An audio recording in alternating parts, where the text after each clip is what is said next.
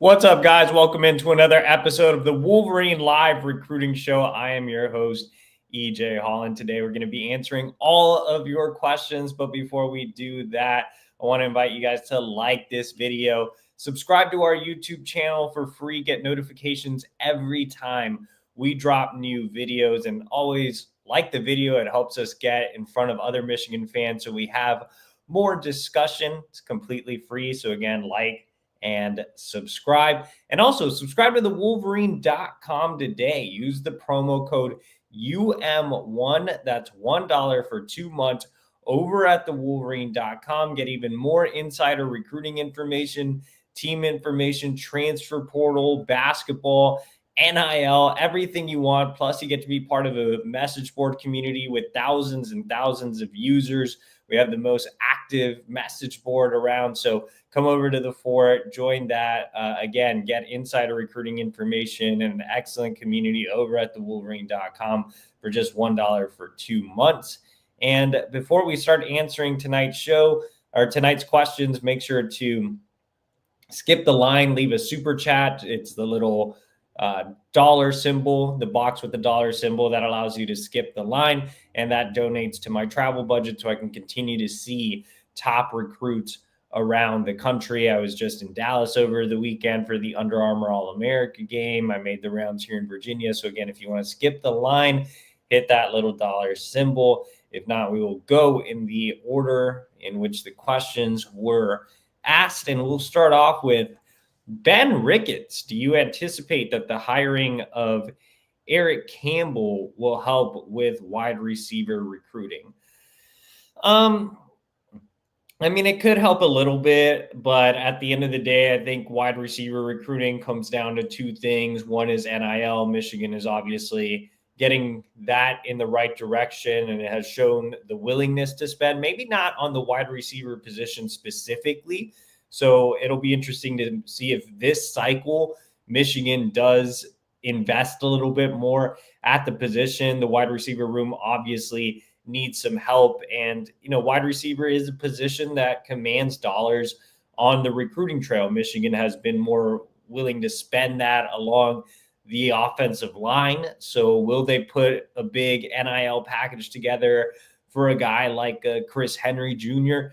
It's possible, especially with Bryce Underwood. You want to surround him with the best possible talent, make his job easier. I think at Michigan, it's possible to win a national title without a true elite wide receiver. That, JJ McCarthy didn't have that, surefire top end guy, but he was still able to win a natty. But still, again, I think you want to make Bryce Underwood's job easier. So it would be, I think, a smart idea to go all in on an elite level wide receiver this cycle. So NIL is one component. The next one is just the offense in general. Michigan is in a very pass happy offense. Does that change with Chip Lindsey? I think recruits are going to be paying very close attention to what the offense looks like. And a lot of wide receiver recruits, some of Michigan's top targets like Travis Johnson has told me he really wants to see what Bryce Underwood looks like at the college level. What does he look like as a true freshman? And how does he look in Chip Lindsey's offense? Is it different than what we're used to seeing or what we saw last year under Kirk Campbell and, in the years before that with Matt Weiss? So, yeah, I think, anytime you make a hire that can help the assistant, Ron Bellamy, I think that's a plus. But at the end of the day, those are the two big factors that I think the top end wide receivers are looking for.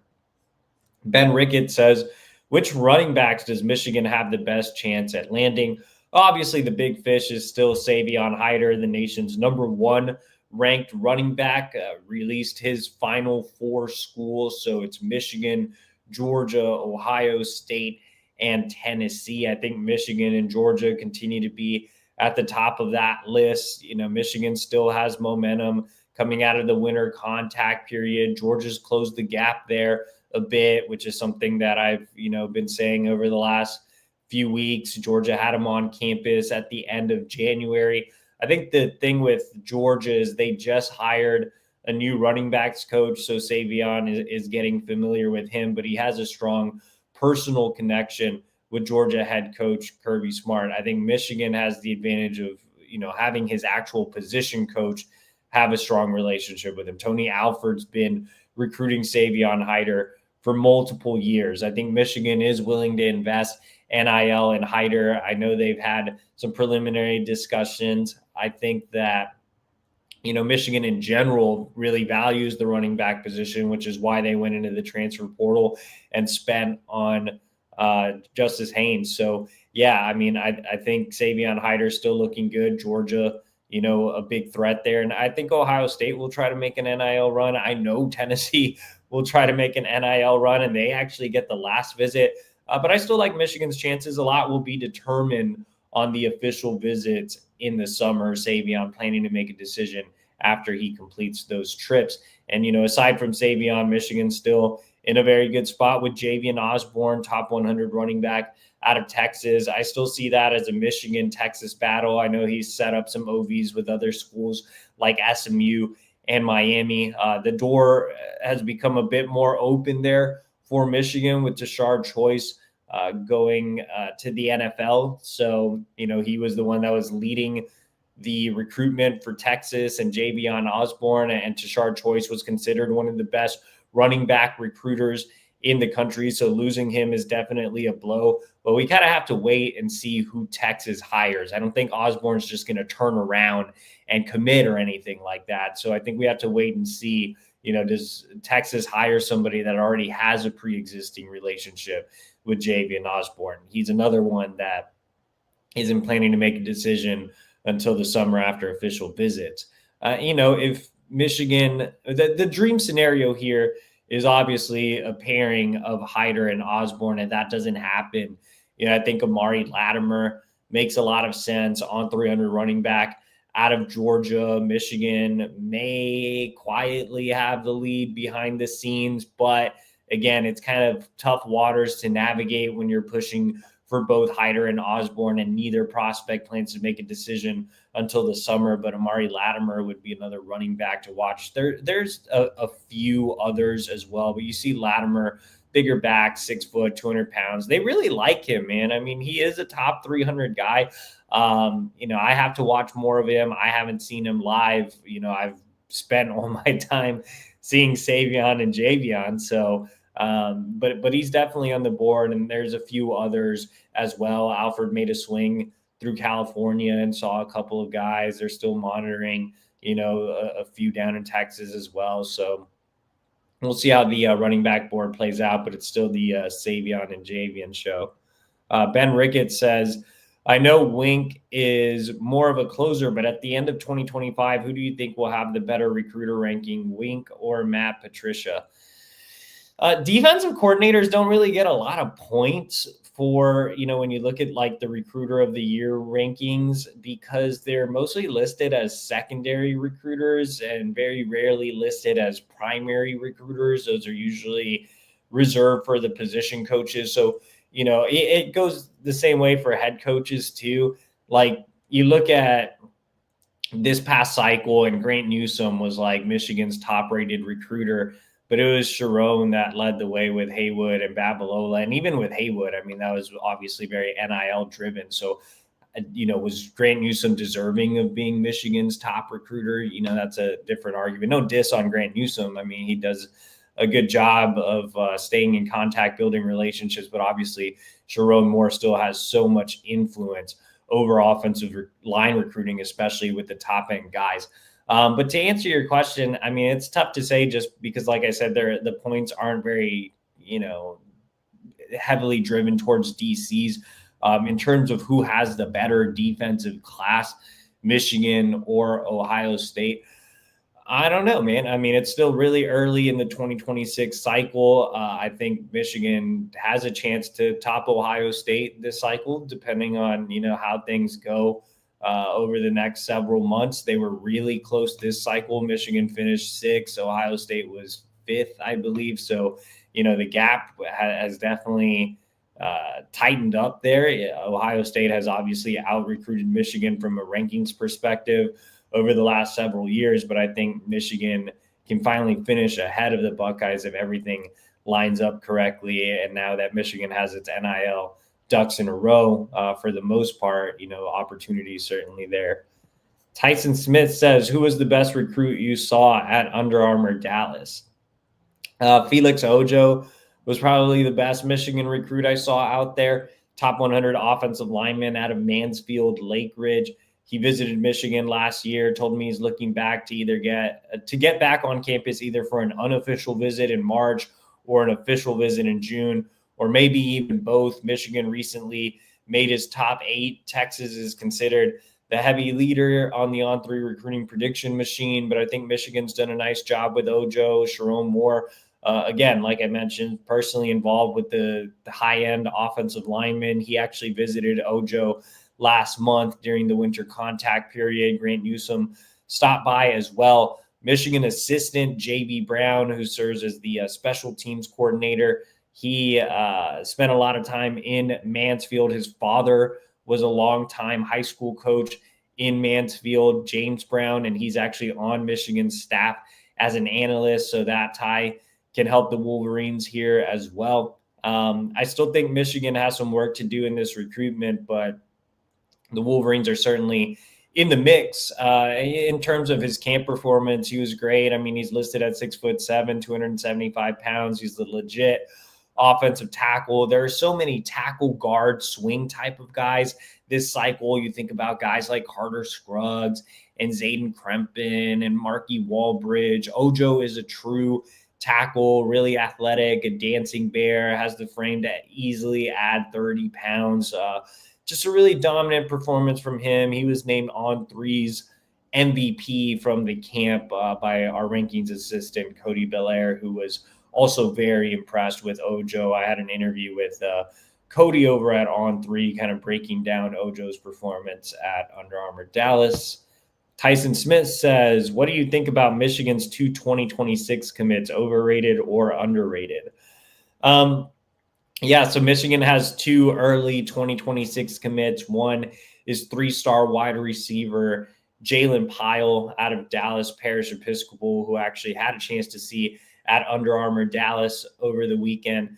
Jalen kind of fits the same mold of wide receiver that Michigan has recruited over the last couple of cycles. You think about guys like Amarion Stewart or Channing Goodwin, Samaj Morgan. Jalen Pyle is right in line with those types of guys. He's 6 foot, 180 pounds, actually a little thicker than when I saw him in the fall.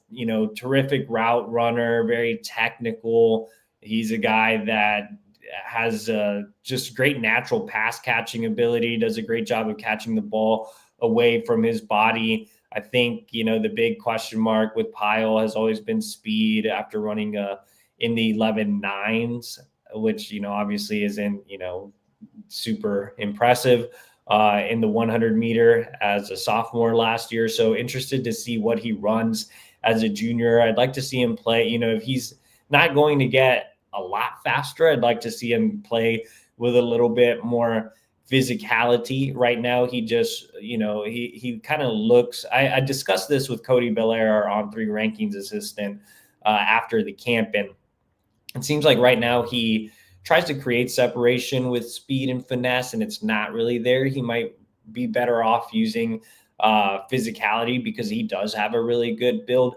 And when he doesn't do that, he simply wins because he's able to catch the ball so well away from his body and because he's such a technical route runner.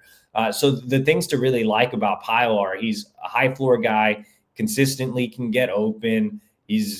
Can be a security blanket over the middle, a guy you can run a lot of drag routes, slant routes with him. He's definitely going to be a slot at the next level. The things we'd like to see more from him is just, again, a little more physicality and just seeing how much he does improve those track times. Does he get down, in that kind of 11.3 range? Does he stay closer to 11.9? That's something we'll be monitoring. But I think he's a high floor guy in terms of his ranking, kind of not necessarily all over the place. 24/7 and On3 agree. They both have him in the 150s for wide receiver rankings. ESPN has him unranked, and Rivals has him as a top 200 recruit. So Rivals really loves Jalen Pyle. And I don't want to sound like a Jalen Pyle hater. He's a great kid, great character kid, great culture fit. But I think with him, anytime you see an 11-9, it's a little worrisome, and you don't see that separation going up against top competition. But again, there's still a lot to like about Pyle, and I was always a fan of guys like Samaj Morgan and Channing Goodwin and Amarion Stewart. You need guys that can get open. You need guys that are willing to block, especially in Michigan's offense. And Pyle can do that. And I think the physicality is there. He just has to use more of it. He plays defensive back for his high school team, and I've seen him get physical on the defensive side of the ball. He has pro bloodlines. His father, Willie, played in the NFL as a defensive back. So with Pyle, just some unanswered question marks about how he improves from an athletic and physical standpoint. From a technical standpoint, he's very, very advanced. So underrated or overrated? I mean, I don't know. Right now I have him kind of as a high 3-star, low 4-star type of guy. So somewhere in the middle of those rankings. The next commit is on 300 cornerback Brody Jennings out of Florida, who blew up during the winter contact period, man. Gave Michigan an early commitment, but has since racked up offers from Alabama and Georgia. The in-state schools are pushing harder. You've seen Miami, Florida State all stop by his school. He's visited all those schools as well. So Michigan, much like with Chris Ewald, they're going to have to fight to keep the Florida native committed. Obviously, it didn't work out too well with Ewald. They're hoping for a different result with Brody Jennings. Now, he did give Michigan an early commitment for a reason. He loves the program. He has a great relationship with Lamar Morgan, has a great relationship with Sherrone Moore, who went out to see him last month as well. But, the in-state schools are, again, really pushing hard, really have his attention. Alabama and Georgia are definitely moving the needle for him too. So it's going to be tough for Michigan to beat out some of those schools that are a little bit closer to home. So we'll see how that process kind of plays out in terms of underrated or overrated. I think Brody's pretty underrated.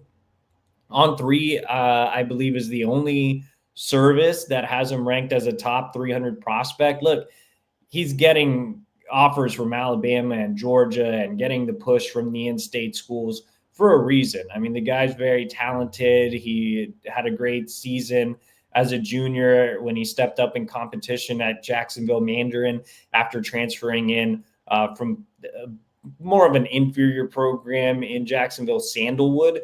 Sandalwood still plays decent competition, but Mandarin is one of the best high schools in the state. So he stepped up in competition, did really well in his first year at Mandarin. And I think Brody, he's a guy that needs to add some weight to his frame, but plays with great instincts, very sticky corner, has good length as well. A lot to like about Brody Jennings. I think he's a guy that will rise in the rankings across the board. Tyson Smith says, what's the best brand of water? My favorite brand is Voss. I don't get it often. I feel like it's never really available anywhere, but anytime I see it, I definitely get it. And even more rare is Voss sparkling water. So if I can ever get that, that's my go-to. And, for available water, Essentia is probably the best. Customer service says, should Michigan take 2 quarterbacks in 2026? Brady Smigel and Tommy Carr, or Brady Smigel and Ryder Lyons, since he's technically a 5-star. So the thing about Ryder Lyons is he's a 2027 recruit. He's an LDS kid, so he'll be going on an 18-month mission, so he won't be back to 2027. So in the event that Michigan is able to win over Ryder Lyons, they'll probably take another quarterback anyway, because Ryder would be the 27 quarterback. And even though on paper he would be a 26, he would be the 27 quarterback to take. So they would need a 2026. If they don't get Ryder Lyons, I do think they only take 1 quarterback in 26. You can never rule out 2 quarterbacks. I never mind having 2 quarterbacks in a class, and I've seen schools get it done. So, yeah, I mean, Brady Smigel's an interesting guy, really high floor. I think that Ryder Lyons is the true prize, even if he's a 27. It doesn't matter too much because you have your guy in Bryce Underwood. Underwood would be a junior by the time Lyons is a freshman. So you'd be able to easily make that transition. There's enough of a gap where I don't think Underwood's recruitment really hurts Lyons, but I think Lyons is the true prize. I think Smigel has a high floor. Tommy Carr, obviously he's a legacy, but I haven't heard much there unless they just take him as a number 2 quarterback, as a developmental piece. But the other names to know outside of Smigel, obviously they're looking at Oscar Rios. He's a guy that I've been high on and have talked about for quite a bit. Matt Ponatoski out of Ohio, they just recently offered. He has some juice to him as well. He was the Ohio Gatorade Player of the Year, coming out of the same school as Jordan Marshall Moeller. So, that's kind of how the quarterback board is shaking out. Customer service, again, says, what are the odds that Michigan gets both Javian Osborne and Savion Hyder since Tashard Choice has gone to the Lions?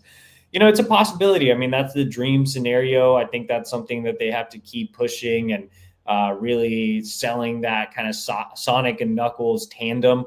Like I said earlier, I think Michigan's still in a really good spot with Savion Hyder, despite Georgia making a big run and Ohio State and Tennessee still hanging around there. I think that with Osborne, the door's wide open with Choice leaving to the NFL, but we have to wait and see who Texas hires. All right, customer service says, if EJ Holland was a 5-star in the 26th class, what position would he play and what would be his biggest strengths? I'd be the best quarterback ever. I'd be like Bryce Underwood because then I would make the most money. Obviously, in the NIL era, I would want to be a quarterback with a rocket arm and a huge frame. In real life, I was just an undersized edge. I was 6'1", 210 in high school, and I didn't really have the length or the bend or any of the physical tools to command NIL dollars. But if I could, I would be a quarterback so I could be a millionaire. Customer service says, is Cantwell's recruitment primary an NIL one? If not, what are the other main factors? Yes. Customer service says, Pete Nakos said Michigan was one of the biggest spenders in the transfer portal. What's your take on it, and should we expect that to continue? So it wasn't, I misread Nakos' tweet, and I think a lot of people did. It wasn't Nakos that was saying that. It was an anonymous SEC staffer. And I think that SEC staffer is probably an Alabama staffer because Michigan did pay for Justice Haynes. They did pay for Damon Hain, and they paid well for both of those portal guys. So I think the anonymous SEC assistant was definitely affiliated with Alabama because he saw Michigan pay up for both of those guys. So I would say Michigan spent on the guys that they felt they really needed. They really wanted Justice Haynes.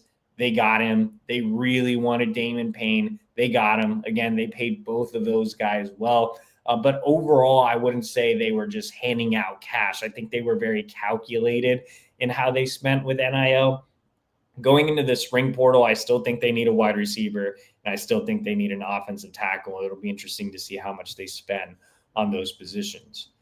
Ryan K says, with Savion Hyder trending to Georgia, how much do you think it helps Michigan for Osborne that Texas running backs coach left? We addressed that. I think it helps. We just have to wait and see who Texas hires. In terms of Hyder trending to Georgia, he's not trending to Georgia. There's been no picks for Georgia.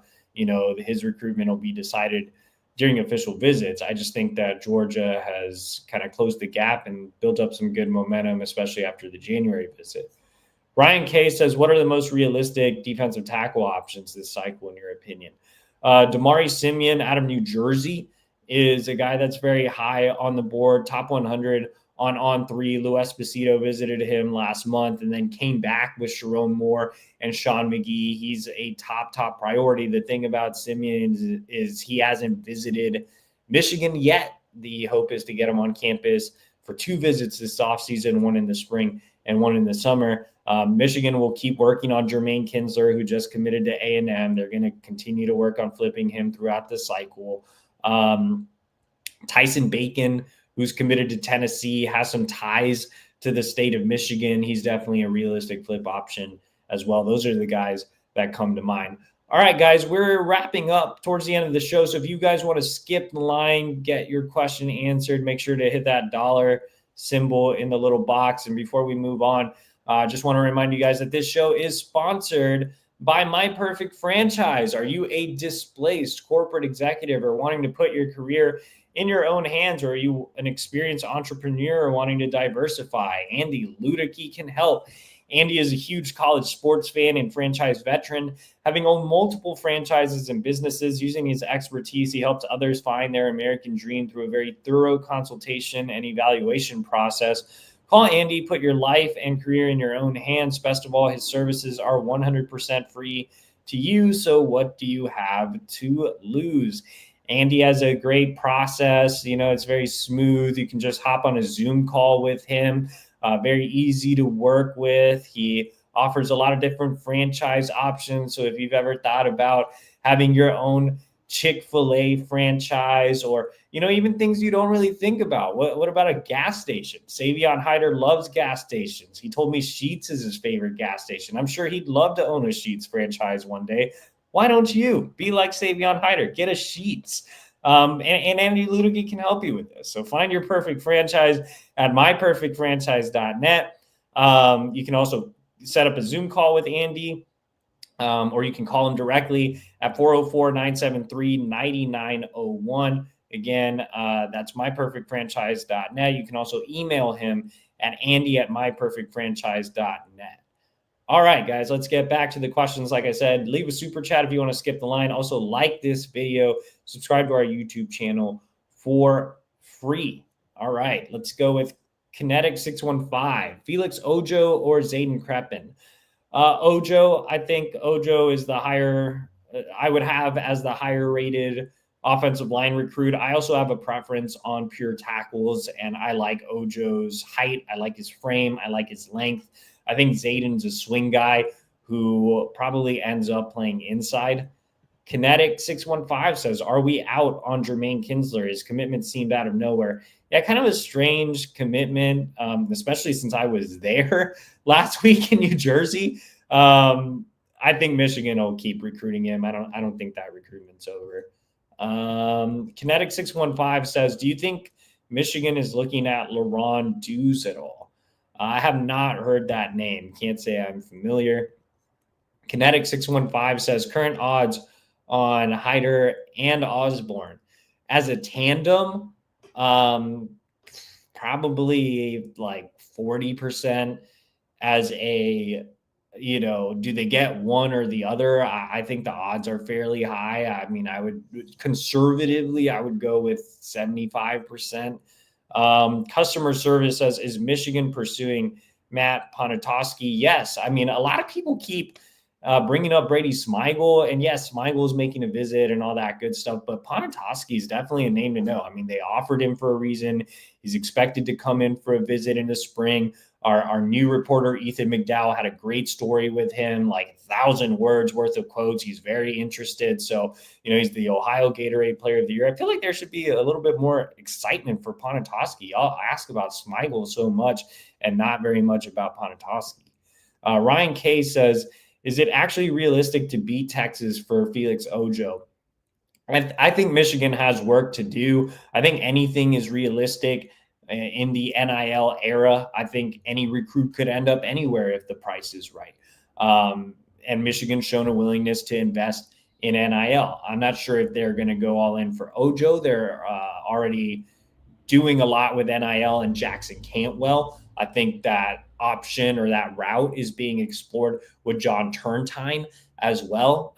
So it'll be interesting to see how they approach Ojo, but Michigan, just needs to keep clawing away, get him back on campus. John A. Schultz says, EJ, which recruitments have the best chance of becoming Michigan OSU battles outside of any high school players from Ohio? So I guess excluding Ohio natives, what recruitments can be, Michigan, Ohio State battles. I mean, there are recruitments that have Michigan and Ohio State in the recruitments, but I don't think there's been any, true head-to-head Michigan Ohio State battles really shaping up this early. I think we've seen a lot more Michigan Penn State. Like, I feel like I'm writing Michigan versus Penn State like every day. So right now it seems like Michigan's battling more against James Franklin than they are Ryan Day. Bristol Barnes says, why did Victor Singleton commit to Illinois? Illinois has been pushing for some really early commitments. I mean, they have started to play the NIL game. I'm not sure how much of a backing they actually have, but it looks like they have some. Their staff is very likable to recruits. I know you guys hate Illinois and the staff, but recruits seem to really have high praise for the Illinois staff. I'm curious to see if Illinois is able to keep the guys they're getting early throughout the cycle, especially Singleton. I think Michigan will keep working there. Customer service says, what are the chances we can flip Chris Henry Jr.? It really just depends on NIL and what the offer is. And I think that one's going to be a long game that we probably won't hear too much about it. I know I wrote about it here, and they obviously stopped at Mater Dei to see him, but those negotiations are going to be negotiations that go deep into the process. Michelle Wallace says, do we have any linebackers we're strong enough to get? In terms of highly touted linebackers, Shadarius Tootle, who's committed to Auburn, just set up an official visit with Michigan. He's an Alabama kid, so I'm curious to see, how much that visit really moves the needle. But they're really pushing hard for Shadarius Tootle. They're pushing really hard for Jordan Campbell, who's committed to Miami, another top 100 kid. He's been to campus before. He actually made an unofficial visit last summer, so wouldn't be surprising if he takes an official visit to Michigan. They just offered Nick Abrams, a non-300 kid out of the DMV. I think that one could be a battle with Penn State, speaking of Penn State. But yeah, I mean, those are some of the more highly touted guys on the board right now. Customer service says, did Michigan cool off with Javian Mallory? Yeah, that one's kind of cooled. Customer service said, what happened to the offensive tackle, Emmanuel Iheanacho from Maryland? I think Iheanacho will command a lot of NIL. And I think right now they are more willing to invest that in Cantwell. But I'm not sure I'd take Cantwell over Iheanacho. Burke says, EJ, what's your favorite Pokemon? Mine is Garchomp because Generation 4 is the best, LOL. I don't think I watched past Gen 2. I mean, I was a big Pokemon fan when I was a kid, and shout out to Pokemon Yellow on Game Boy. I still played that as an adult. Honestly, like when I was in college and I was in class, I would start Pokemon Yellow Journeys all the time. And so my favorite lineup, obviously I'd have Pikachu with me. But my favorite lineup had Kadabra, Gengar. So I definitely like the Psychic and Ghost Pokemon. I loved Wartortle for some reason. I never liked to evolve him into a Blastoise. I always thought he was great as a Wartortle.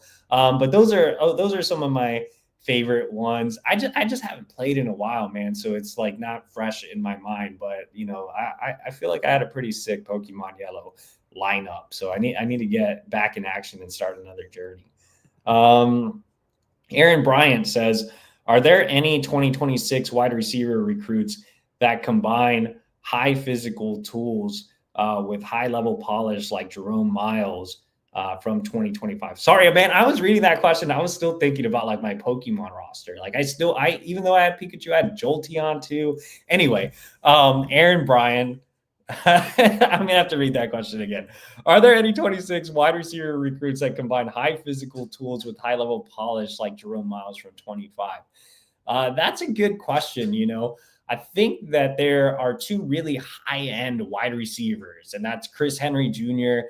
and Tristan Keys. I mean, those are the guys that for me are at the very top. And then kind of in that middle range where you would have like really high 4 stars, I'm not really sure I'm in love with anybody. And then you kind of get to the next wave, and that would be like Travis Johnson, Nolan Scott, CJ Sadler, I guess, even though I consider him a little bit more of an athlete.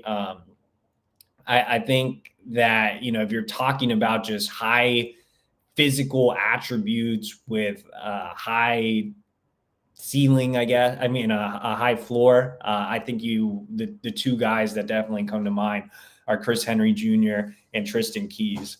Donnell says Michigan should recruit Kylan J. Jackson out of Bradshaw Mountain High in Arizona. Well, there you go, Donnell. John A. Schultz says, EJ, if you had your own franchise, which one would it be? Oh, shout out to Meowth, man. You always have to have a cat on your roster too. So, going with Meowth. Anyway, my franchise, if I had to own one, I don't know, man. I would probably go, like, if we're going food, I would probably go with a Shake Shack. I mean, the burgers are great for chains. The black and white milkshake is phenomenal. So probably go with a Shake Shack. I'd probably want a GameStop or something. Those are the ones that come to mind, I guess. John H. Schultz says, EJ, is Oscar Rios going to take an OV at Michigan? I mean, they're still monitoring him. They still have to dish out an offer. So if Michigan offers, then yes, I do think they would get an official visit. Zachary Pizzot says, do you think Victor Singleton is solid on Illinois, or can Michigan swing him? Like I said, I'm curious to see if Illinois keeps a lot of these guys that they're getting. I think Michigan will keep fighting for Victor Singleton. And I think that, there's a good chance Michigan could flip him down the line. I think he's been to campus plenty of times. He's not too far away in Toledo. I mean, there's no doubt Michigan's going to keep working on him. Zachary Pizzot says, any updates on Albert Hill? Nothing significant. I mean, Michigan's still in that top group. He's going to be a tougher land right now. I would say Michigan's probably 4th or 5th on the list. Like, they're still in that group. They will still get an offseason visit, if not multiple offseason visits, but still work to do. I'm also curious to see how much Michigan invests in NIL at the corner position. Obviously, they landed a really good one last cycle in Shamari Earls. So, I think offseason visits, NIL will probably tell us a little bit more on Albert Hill. Eric George says, on a scale of 1 to 5, 5 being the highest, do you think Michigan can land Jordan Thomas? That's a tough one for me, man, because I think that Jordan Thomas fits what you want for Michigan. He's a high character kid, really articulate kid, can help build a defensive class, just a really solid player as well. Good length, good speed. I mean, he's bulked up since I saw him in the fall. I think if you were to tell me, what kind of kid, or you were to ask me what kind of kid Jordan Thomas is, I would say he's a Michigan kid. At the same time, Texas A&M scares me there. They just landed Jermaine Kinsler. Thomas works with Kinsler's uncle, who is also their agent. So, even though he does have good relationships with Michigan, the fact that Jermaine committed to Texas A&M scares me. Jordan's been there before, and he's talked up A&M as well. So I would probably go with a 3, like literally down the middle, just because like my heart says Michigan for Jordan Thomas, but my brain says A&M just landed Kinsler. They all run in the same circle, so we'll see. Customer service says, can you act out how an EJ Holland commitment to UM if you were a 5-star recruit? I wouldn't even tell anybody. Like, I wouldn't even tell the staff. I would just show up on signing day and I'd commit live on like on ESPN, I guess, and I just sit in the chair and I just say, committed to Michigan. I wouldn't want any crystal ball. I would be like the recruits that everybody hates, where they like don't do any interviews. They don't tell the staff beforehand. Like they don't let out any crystal balls. They don't get any edits done. Like I would just like ghost everyone, show up in front of the teleprompter and be like, I'm committed, wearing my hoodie. All right. Appreciate it, guys. Thanks again for joining the Tuesday night show. Remember to subscribe to thewolverine.com. We're running that promotion. UM1, $1 for 2 months over at thewolverine.com. Get even more recruiting information, as well as team information, basketball, NIL, transfer portal, and much more. And also like this video, subscribe to our YouTube channel. We'll be back again next week.